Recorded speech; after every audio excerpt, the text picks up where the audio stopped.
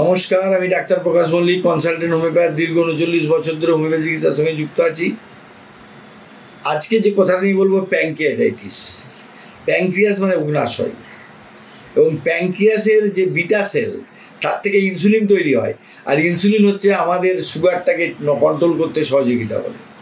তো এই যে সহযোগিতা করা, যদি প্যানক্রিয়াস অসুস্থ হয়ে যায়, অ্যাকুইট এবং ক্রনিক কিন্তু যদি অ্যাকুইট হয়, তাহলে কিন্তু মৃত্যু পর্যন্ত হয়ে যেতে পারে। কিন্তু যদি আমরা আগে থেকে ডিটেক্ট করে নিতে পারি, ইউএসজি করে, যে প্যানক্রিয়াসের কোনো সমস্যা আছে কিনা, তাহলে কিন্তু আমরা হোমিওপ্যাথি চিকিৎসার মাধ্যমে সেটাকে পুরোপুরি ভালো করে দিতে পারি।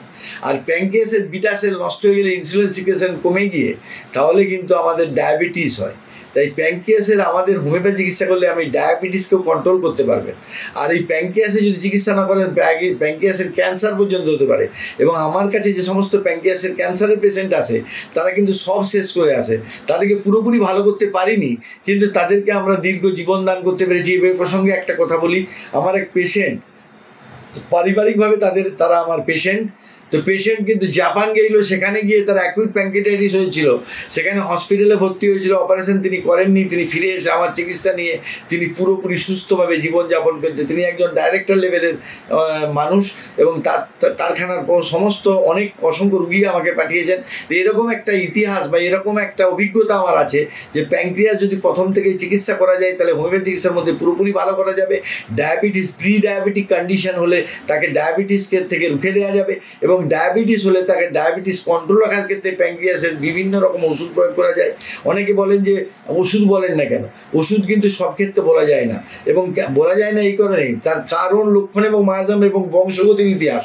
এবং এই যে লক্ষণ, যদি আপনি একটা ওষুধ বলে দিলে আপনি খেলেন, হলো না, ব্যর্থ হয়ে আপনি হোমিওপ্যাথির প্রতি বিশ্বাস হারাবেন। শুধু তাই নয়, আপনার কার্যকরতা হচ্ছে না বলে আপনি দুঃখ পাবেন। কিন্তু সবসময় ডাক্তারবাবু তার মনন দিয়ে, তার অভিজ্ঞতা দিয়ে যে চিকিৎসা করেন, রোগ নির্বাচন করে, ওষুধের শক্তি নির্বাচন একটি গুরুত্বপূর্ণ বিষয়, এবং সেটা ডাক্তারবাবু ছাড়া হন না। ডাক্তারবাবু এই দীর্ঘ প্রক্রিয়ায় তিনি দীর্ঘদিন ধরে যে অভিজ্ঞতা সঞ্চয় করেছেন, যে ডোজের কথা ভেবেছেন, ডোজকে দিয়ে ব্যর্থ হয়েছেন, সফল হয়েছেন, সফলতা ব্যর্থতার মাঝখানে তার যে অভিজ্ঞতা তৈরি হয়েছে, সেই অভিজ্ঞতা দিয়েই আপনাকে কিন্তু চিকিৎসাটা নিতে হবে।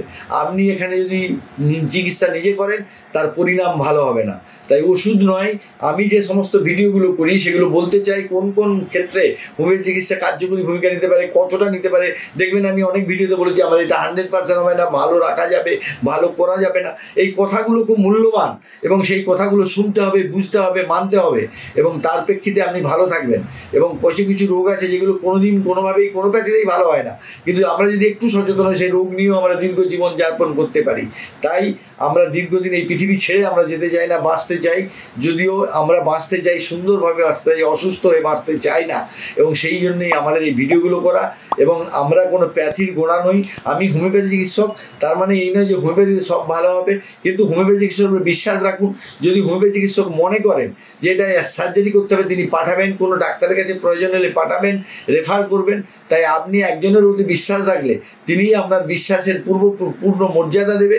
এই ভাবনাটা নিয়েই আপনাকে এগোতে হবে, কারণ বিশ্বাস ছাড়া তো কোনো কিছু হবে না। কারণ বিশ্বাসই হচ্ছে আমাদেরকে এগিয়ে নিয়ে যাওয়ার পথ। সেটা যেমন আত্মবিশ্বাস, চিকিৎসকের প্রতি বিশ্বাস, সব বিশ্বাস মিলিয়েই আমরা কিন্তু উত্তরণের পথ পাবো চিকিৎসা ক্ষেত্রেও। তাই যাই হোক, আপনারা ভালো থাকুন, অপরকে ভালো থাকতে সাহায্য করুন। যদি আমাদের ভিডিও ভালো লেগে থাকে, লাইক করবেন, শেয়ার করবেন, কমেন্টস করবেন, এবং আপনার বেল আইকনটা ক্লিক করে আমাদেরকে উৎসাহিত করবেন। নমস্কার।